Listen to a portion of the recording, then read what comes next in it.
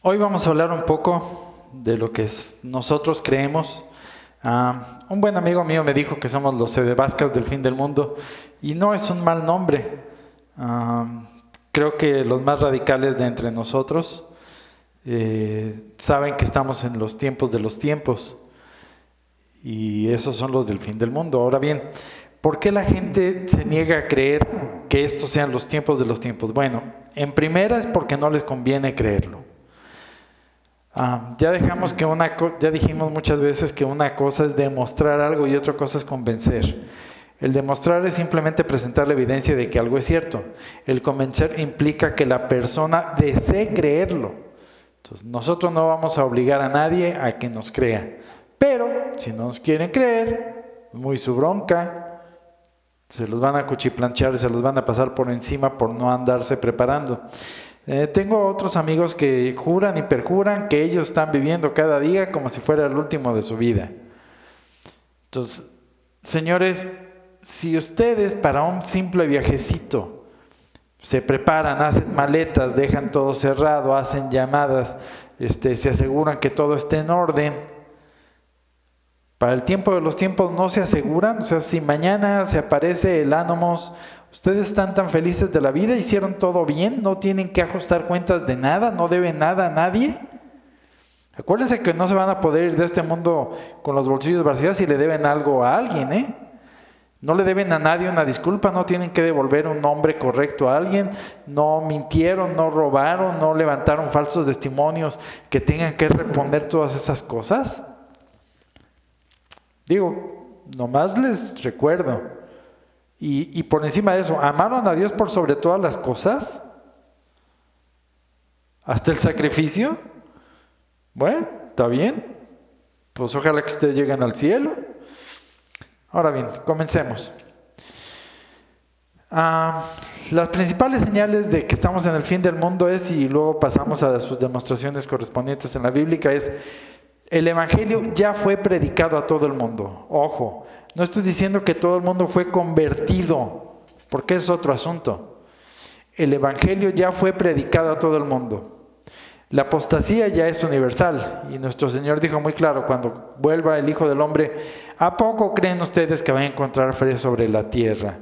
No sean ustedes tan ingenuos, no la voy a encontrar, señores. Luego tenemos que la higuera ya reverdeció y que los huesos secos volvieron a vivir. Además, el catejón ya fue removido y están ahorita buscando implantar la marca de la bestia. Entonces ahí tienen todas las señales del fin del mundo. Y de ellas hay dos que nunca se habían dado y por lo tanto no se pueden volver a dar, que es la higuera reverdecida. Vamos para allá. Dice nuestro Señor que será predicado el Evangelio a todo el mundo para testimonio de todas las naciones. Testimonio no quiere decir conversión. Es decir, ¿qué quiero decir con esto? ¿Se acuerdan que cuando hubo, no me acuerdo qué, que nuestro Señor les dijo a unas gentes que Betsaida y serán juzgadas, que Sodoma y Gomorra serán juzgadas con menos rigor que Betsaida porque ellos vieron cosas que si los hubieran visto los de Babilonia y demás se hubieran convertido? Entonces, señores, nosotros ya vimos en todo el mundo que se predicó el Evangelio. Y aquellos que digan que no es cierto, que no es todo el mundo, señores, ya fue a todo el mundo. Díganme un rincón del mundo donde no hayan llegado los apóstoles de Cristo a predicar el Evangelio. Todo. Ahora bien, en algunos de esos lugares no lo quisieron escuchar y no se quisieron convertir. Ese es otro asunto. Ahí tienen ustedes todo Oriente, los reyes del Oriente que van a ser los que van a desatar buena parte del Apocalipsis. No quisieron convertirse. En cuanto recibieron algunos pocos de estos enviados del Señor, los martirizaron, los hicieron añicos, los corrieron y mataron a todos los cristianos de su tiempo. No quisieron convertirse. Y en África lo mismo, no quisieron convertirse, pero ya les fue predicado el Evangelio a todo el mundo. Y entonces vendrá el fin. O sea, ¿ya fue predicado? Sí. Vendrá el fin. No dice que inmediatamente, vendrá en un tiempo futuro. Aquí viene algo muy interesante. Por acá, por el año 300 y algo, en esta línea del tiempo, cuando asume el control del Imperio Romano Constantino, Constantino se convierte al cristianismo y por lo tanto el catolicismo viene a ser la religión oficial. El catolicismo viene a ser la religión oficial. Y era la religión del Estado. Las demás religiones eran toleradas, no proscritas. Hasta eso fue hasta la Edad Media, cuando ya estuvo bien implantado el cristianismo, que las otras religiones fueron en muchos casos proscritas y en otros simplemente muy apenitas toleradas. Entonces, recordemos para esto que Europa es la fe y la fe es Europa. O sea, el termómetro de la fe como tal es Europa, no el Medio Oriente, conste. El termómetro de la fe no es Medio Oriente ni el Oriente, es Europa. La fe es Europa y Europa es la fe. Es decir, el Imperio Romano fue el predominante en todo el mundo occidental. ¿Por qué? Porque el Imperio Romano fue el vehículo del cual se valió nuestro Señor, que es el buen Señor de la historia, para divulgar por todos los países el catolicismo. Entonces, cuando Constantino empezó una era que vamos a llamar la era constantina, que es decir, que los estados reconocían a la Iglesia Católica como la religión del Estado o como la religión predominante o que le tenían ciertas canonjías o como ustedes le quieran llamar. Sin embargo, esto empieza a desaparecerse en 1910 con la Revolución Rusa. Ya dio señales en 1789 con la Revolución Francesa, donde el racionalismo se apoderó de Francia, pero era una nación, era un reino, no era todo el mundo. En 1910, con la Revolución Rusa, todos los reinos que eran la Gran Rusia, de aquel entonces, que luego terminaron siendo la República Socialista Soviéticas, hicieron todo lo posible por acabar con el catolicismo como religión de Estado, y ellos fueron los primeros en adoptar el ateísmo como religión de Estado, porque el ateísmo es una religión, no vengan con cuentos. Entonces, en 1969, con el Concilio Vaticano II, empiezan los enviados de Montini y los enviados de Nikita Khrushchev a decirles a las naciones que ya no tenían que ser ellas naciones católicas. Antes de esa época todas las naciones firmaban con Roma, aunque era un mugroso estadito, firmaban unos concordatos donde los cuales la Iglesia Católica se ponía de acuerdo en que los gobiernos iban a aceptar la religión católica como religión del Estado y sus prelados iban a tener una serie de prerrogativas y iban a ser ciudadanos de Roma, no sujetos a las leyes nacionales. Sin embargo, y si no me quieren creer, como yo siempre he dicho, vayan y lean los documentos oficiales. Ahí están los concordatos que han firmado después del Concilio Vaticano II los malditos disquepapas de Roma con las naciones, y ya no se exige que la religión del Estado sea la católica. Entonces, en 1969, por ponerle una fecha, termina la era constantina y sobreviene que todas las naciones empiezan a caer en la apostasía universal. ¿Por qué? Porque Rusia empieza a esparcir sus errores por todo el mundo. No quisimos entender lo que la Virgen nos dijo en Fátima. Bueno, no lo quisimos entender. ¿Y qué? Pues aguantémonos. Le abrimos la puerta al anticristo. Aguantémonos. Y nos lo dijo muy claro la Salet. Roma perderá la fe y será la sede del anticristo. ¿No lo quieren creer? Bueno, ahí lo tienen. Roma ya perdió la fe y ya es la sede de un anticristo, no de el anticristo, pero ya es la sede de un anticristo. Ok. Luego tenemos en Tesalonicenses 3 señales que nos dicen aquí. Tiene que darse la apostasía universal y manifestarse el impío, que el hijo de la perdición, el adversario, bla, bla, bla. Y tan solo con quitar de en medio al que lo retiene el catejón, entonces se manifestará el impío. Ahora bien, nos dice que el misterio de la impiedad ya está actuando desde el tiempo de San Pablo. Es decir, desde que se fundó la iglesia, ya estaba actuando el misterio de la iniquidad, que se verá reflejado cuando el que sea su impedimento sea removido. Y investíganlo por su cuenta, ustedes que no me quieren creer. Los que saben un poquito de esto saben que digo verdad. Ustedes que dicen, no es cierto, no estamos en los tiempos del fin. Pues señores, investiguen qué dicen en la patrística de quién es el que retiene al impío. Y todos los de la patrística van a concordar con que es el Imperio Romano. Y eso solo quiere decir una cosa: ¿quién es el heredero del Imperio Romano? El Papa. Entonces, el que impide que se manifieste el impío es el Papa, y no hay Papa, señores. Hoy él es Papa legalmente, mis ganas. Esos señores que han habitado en el Vaticano no son Papa por ningún lado, no son infalibles.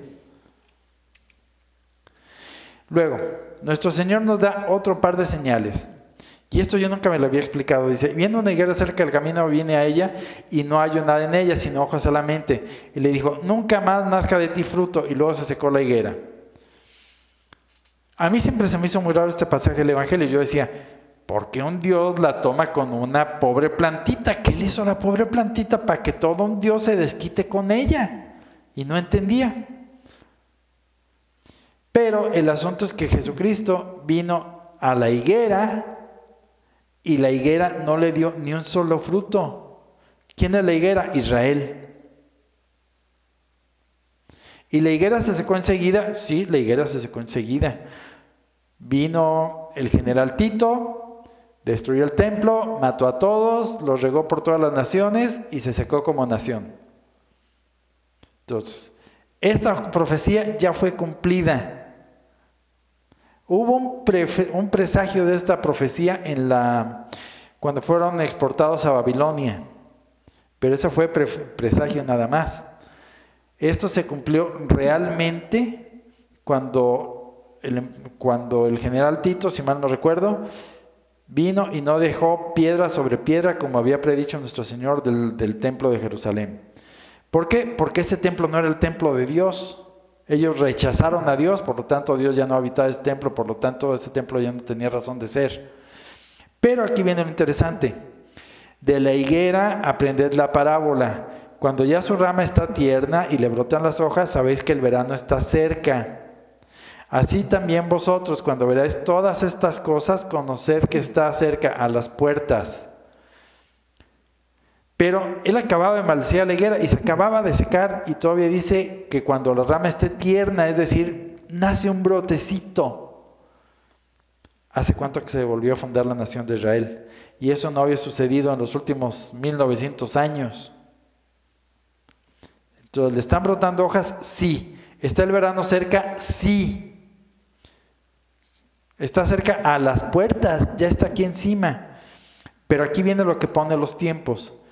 De cierto os digo, no pasará esta generación hasta que todo esto acontezca. ¿A qué se refiere con esta generación? Esta de la que estoy hablando, la de la higuera. ¿Sale? Luego, ¿qué otras señales tenemos? Sabemos que la misa se tiene que abolir y que tiene que triunfar sobre la iglesia el maligno. Se le concedió hacer la guerra contra los santos y vencerlos. Y se le da autoridad sobre toda tribu, nación, pueblo y lengua. Entonces, ahorita el gobierno mundial que se está formando tiene autoridad sobre toda tribu, pueblo, nación y lengua. Y a la iglesia ya la vencieron. En el sentido de que la desaparecieron sobre la faz de la tierra, no, en el sentido de que ya perdió la institucionalidad que tenía.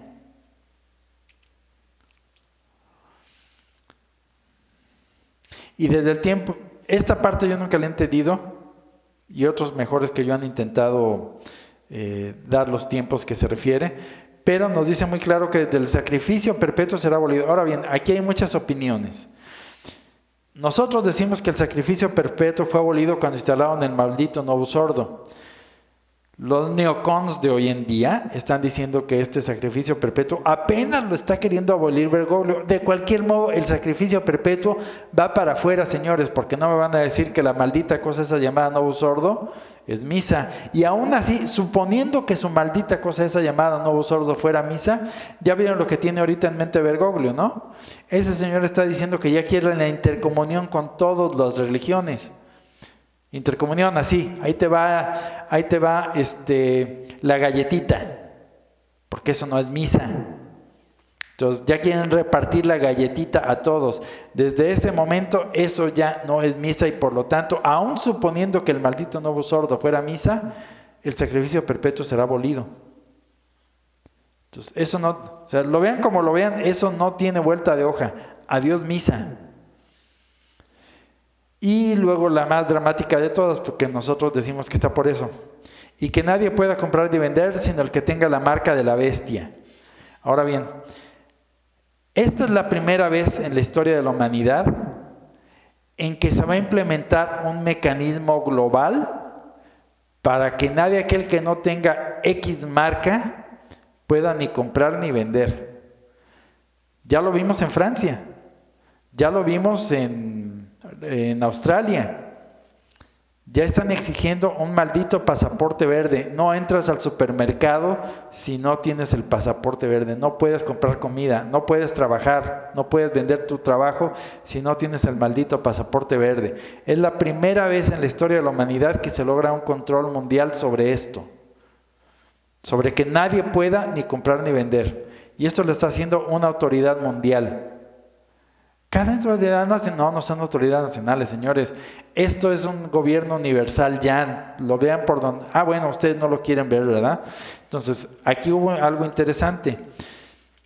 Dice nuestro Señor, para testimonio de todas las naciones. Señores, le estamos diciendo, estamos dando el testimonio. Hay un gobierno mundial. ¿No lo quieren creer? El testimonio les fue dado. Es muy su bronca, señores. Esto ya no tiene mucha vuelta de hoja. ¿Cuánto más tiempo quieren para que ya se implante completamente la marca de la bestia? Ahora bien, hay una serie de cosas que yo no sé interpretar como los 1290 días. Sí, es cierto. ¿Eso quiere decir que estamos equivocados? No. ¿Por qué? Porque nunca en la historia, desde que Jesucristo nuestro Señor nos hizo el favor de venir a redimirnos, había pasado que Israel volviera a reverdecer. No me vayan a decir ahorita que mañana los vuelven a correr de su tierra y que en otros 1000 años se vuelven a juntar. Eso no pasa. Entonces, señores, no se hagan mensos.